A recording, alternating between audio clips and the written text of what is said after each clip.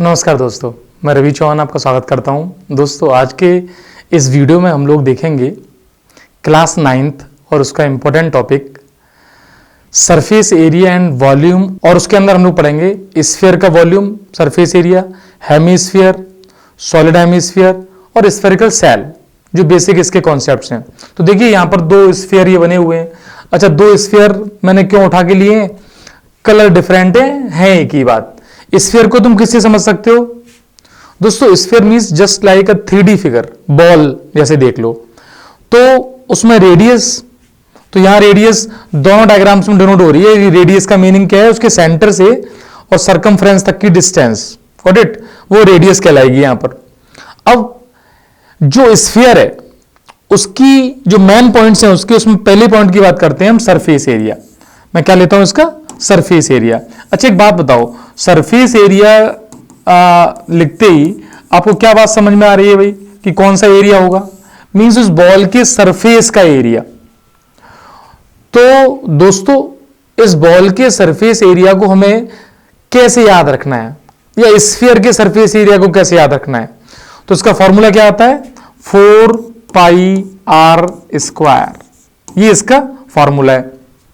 कैसे आएगा उसके डिफरेंट प्रूफ्स आप देख भी सकते हो। जैसे सपोज ये बॉल है ना, इसकी रेडियस आपने फाइंड कर ली कितनी है। अब उस रेडियस, इसी रेडियस की जितनी रेडियस है उसके सर्कल इसमें कट कर लो, आप 4 सर्कल बना लो। और ऐसे 4 सर्कल्स जब आप बनाओगे सेम रेडियस के, इस बॉल के चारों तरफ हम लोग उसको पेस्ट कर दें तो उसको कवर कर लेगा। तो हम कहते हैं कि एक जो सर्कल है उसका एरिया कितना हुआ? πr²। ऐसे 4 सर्कल की नीड पड़ी तो टोटल सरफेस एरिया कितना हो गया? 4πr²। तो ये इसका बेसिक कॉन्सेप्ट था, surface area of the sphere, या फिर मैं कहूं total surface area of the sphere. दोनों ही सेम कॉन्सेप्ट हैं। बात समझ में आ गई? अच्छा, उसके बाद इसके वॉल्यूम की बात करते हैं।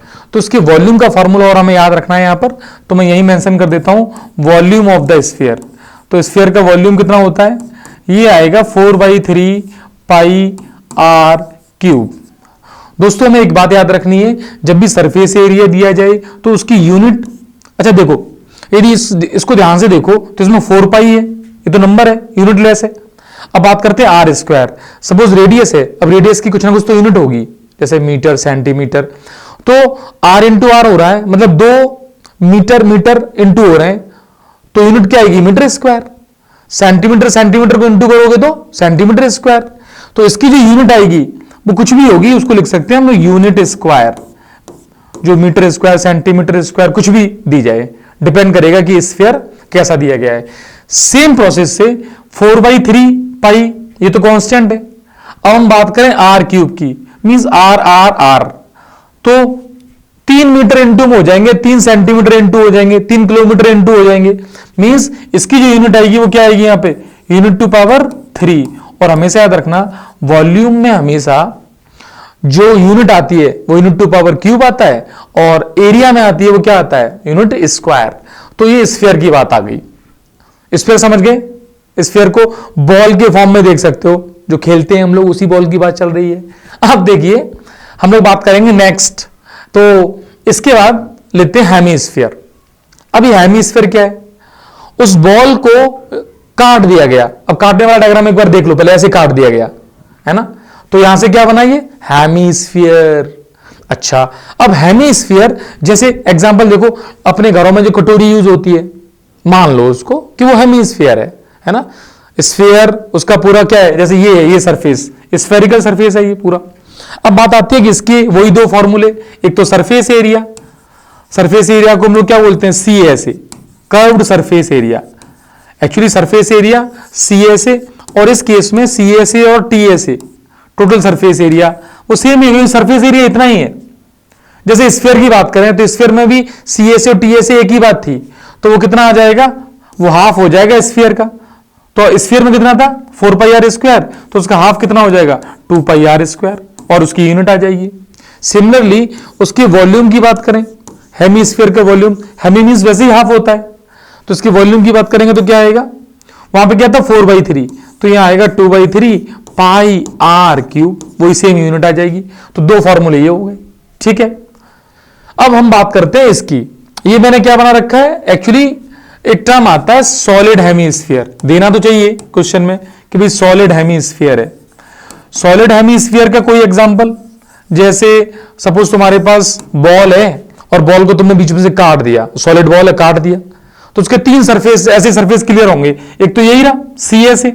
अब यहां एक सर्कल बनना है, ये देखो दिखाई दे रहा है यह सर्कल, बॉल किंडरवेयर वाला वो जो टॉय आता है उसका वो देखो वो भरा हुआ होना चाहिए बस, तो तुम्हें समझ में आ जाएगा। तो इसमें जो सी ऐसे है, कर्व्ड सरफेस एरिया है, ये तो अभी भी इसका कितना है 2 पाई आर स्क्वायर, ये तो सेम है। लेकिन इसका जो टी एस है, टोटल सरफेस एरिया, वो हो जाएगा curved surface area 2 pi r square plus तुम कह सकते हो area of the this part, cap area इसको बोल सकते हैं। तो प्लस, तो ये भी सर्कल बनेगा पाई आर स्क्वायर, तो जो टी एस बनेगा वो क्या बन जाएगा 3 पाई आर स्क्वायर। वॉल्यूम पे कोई चेंज नहीं होगा। यदि वॉल्यूम की बात करोगे तो वॉल्यूम अभी भी वही होगा जो पहले था, तो वॉल्यूम क्या होगा 2/3 पाई आर क्यूब। देखो यदि मेन पोर्शन की बात करूं तो इतना ही पोर्शन 9th क्लास के पॉइंट ऑफ व्यू से हमें दिमाग में रखना है। मतलब ये कह सकते हो कि तुम 6 फॉर्मूले हो गए एक तरीके से, है ना।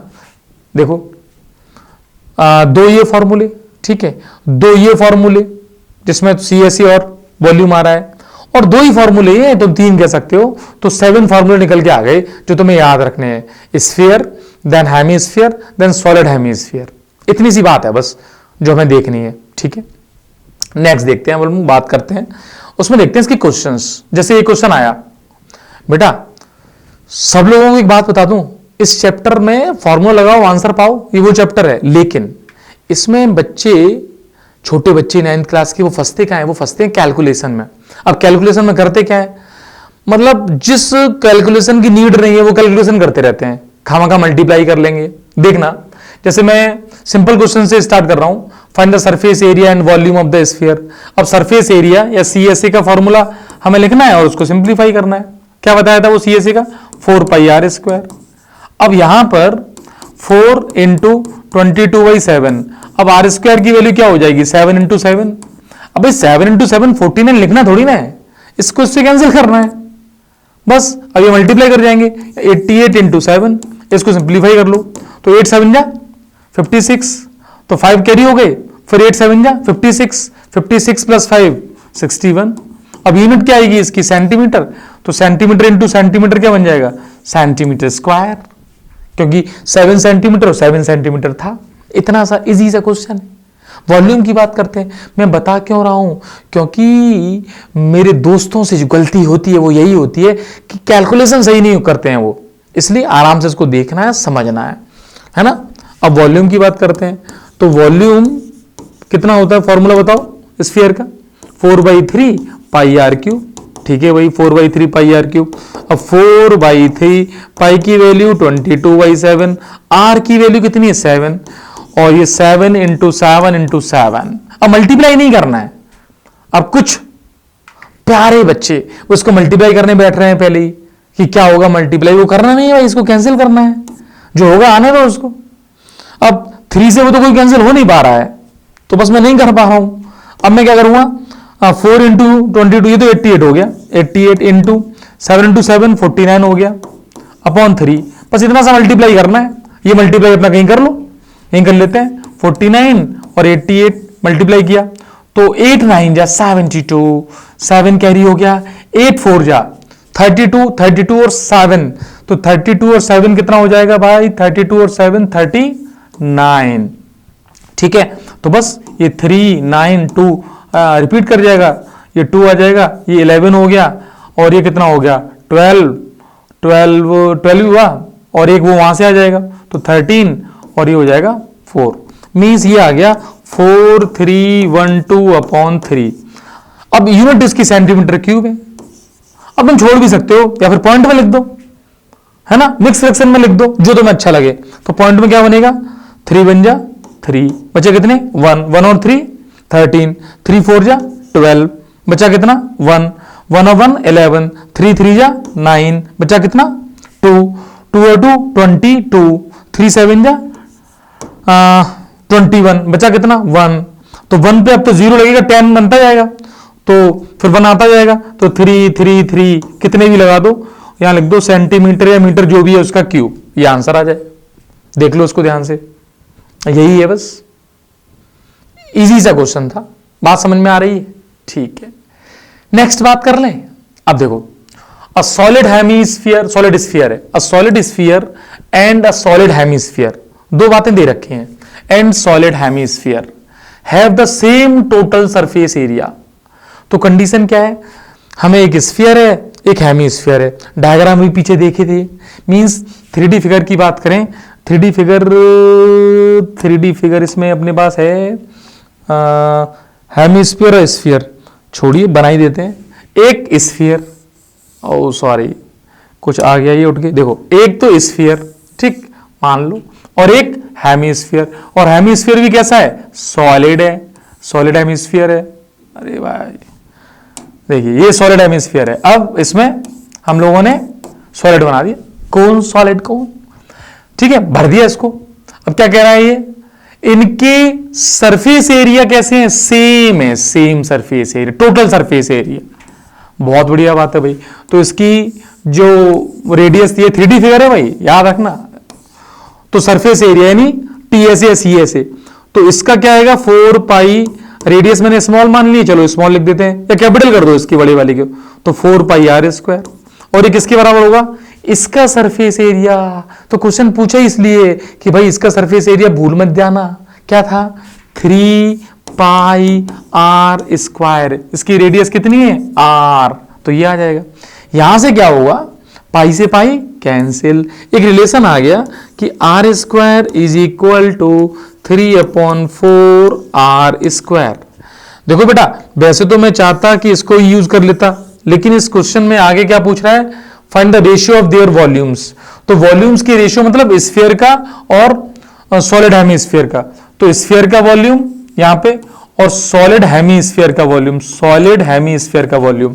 तो याद रखो वॉल्यूम में क्या होता था 4/3 पाई R क्यूब, अपॉन में क्या आ जाएगा, यहाँ पे हेमीस्फीयर हो गया तो हाफ हो जाएगा 2/3 पाई R क्यूब, जो कैंसिल है वो कैंसिल कर लो, 3 से 3 और 2 से ये कैंसिल हो जाएगा, तो ये हो जाएगा 2 times R cube upon small R cube. ये बात क्लियर हो जानी चाहिए, हो भी रही होगी, ठीक है।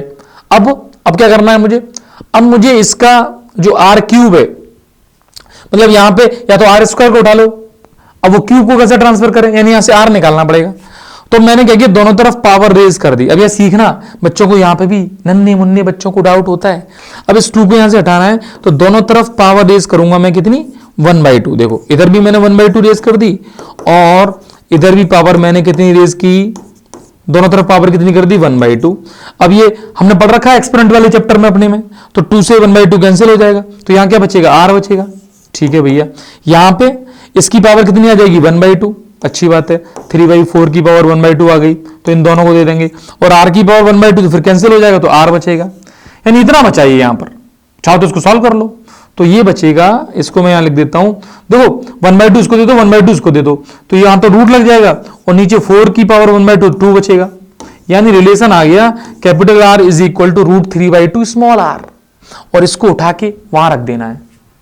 जैसे इसको उठा के रखेंगे तो क्या होगा, ratio of the volumes 2, capital R की वैल्यू √3/2, और ये कितनी बार लिखना है मुझे, 3 बार, into R √3/2 into R √3/2 into R, upon में क्या है R क्यूब, ये R क्यूब से ये R क्यूब कैंसिल हो जाएगा, यस और नो, इस 2 से ये 2 भी कैंसिल हो जाएगा, √3 इंटू √3, तो रूट के अंदर 9, तो क्या बचेगा 3, तो ये आ जाएगा 3√3/4। मींस जो क्वेश्चन पूछा था B1/B2, इसके वॉल्यूम को मैं V1 बोल रहा हूं और इसके वॉल्यूम को B2 बोल रहा हूं, तो रेशियो का ये आंसर आ गया। ये सिंपल सा क्वेश्चन था। बात समझ में आ रही है तुम लोगों को, बात समझनी है और देखनी है। और बेसिक बच्चों को जो प्रॉब्लम है ना, वो कैलकुलेशन में ही है, तो कैलकुलेशन को ही देखना, नहीं तो मल्टीप्लाई खामखा करते रहोगे, बस वही नहीं करना है, ठीक है। चलिए नेक्स्ट क्वेश्चन देखें, देखिए नेक्स्ट क्वेश्चन देख लेते हैं। इसके बाद कौन सा क्वेश्चन है वो, अ कोन इज 8.4 सेंटीमीटर हाई।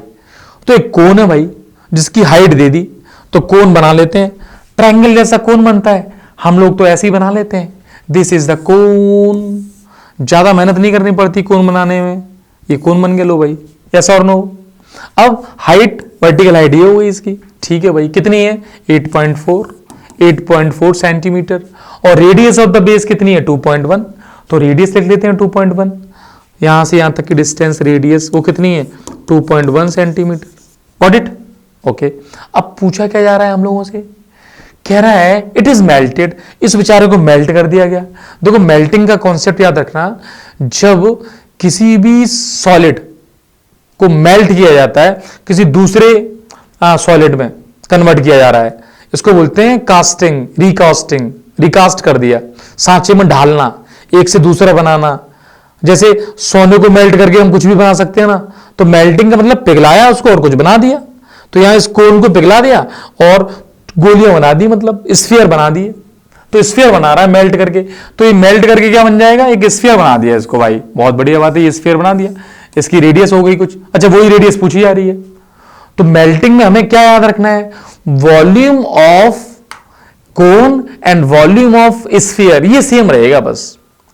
तो मेल्टिंग के कॉन्सेप्ट को दिमाग में क्या रखना है, हम लिख देंगे volume of cone is equal to volume of sphere. इतनी सी बात हमें करनी है, और जो क्वेश्चन, जो भी आंसर पूछा जाएगा वो बता देंगे। रेडियस पूछे, वॉल्यूम पूछे, जो मर्जी करे वो पूछ सकते हो आप। तो वॉल्यूम ऑफ कोन कितना है ये याद होना चाहिए भाई, 1/3 पाई आर स्क्वायर एच, रेडियस इसकी, हाइट इसकी। अब यहां पर पहुंच गया तो मैंने मान लिया इसकी रेडियस कैपिटल आर है, तो वॉल्यूम ऑफ स्फीयर कितना 4/3 पाई आर क्यूब। हमसे ये कैपिटल आर पूछा जा रहा है, तो ये कैलकुलेशन करते हैं, 4 पाई से पाई कैंसिल। अब इसी को, ये थोड़ा कि वॉल्यूम ऑफ कोन निकाल के बैठा हुआ कोई बच्चा, निकाल के नहीं बैठना है, इसको रखना है या सिंप्लीफाई करना है। 3 से 3 कैंसिल हो गया, आर स्क्वायर। अब यहां देखना, आर स्क्वायर 2.1 का स्क्वायर मैंने लिख दिया भाई, 2.1 का स्क्वायर इंटू एच, एच यानी 8.4। अब मेरे प्यारे बच्चों को मैंने देखा है इसको सॉल्व करते हुए, इसको सॉल्व नहीं करना है, आपको देखना है कि भाई इसको कैसे सिंप्लीफाई करें, है ना। तो इस 4 को इसके नीचे आ जाएगा 4, तो आर क्यूब की वैल्यू कितनी आएगी, देखो आर क्यूब की वैल्यू आएगी 2.1 होल स्क्वायर 8.4 अपॉन 4। अरे भाई इसको सिंप्लीफाई कर लो ना एक बार, तो 4 से कैंसिल कर लो इसको, किसको 8.4 को, तो 4 से 8.4 कैसे कैंसिल होगा 2.1। अब ध्यान से देखो, ये तो 2.1 का क्यूब हो गया भाई, तो 2.1 का cube is equal to r cube.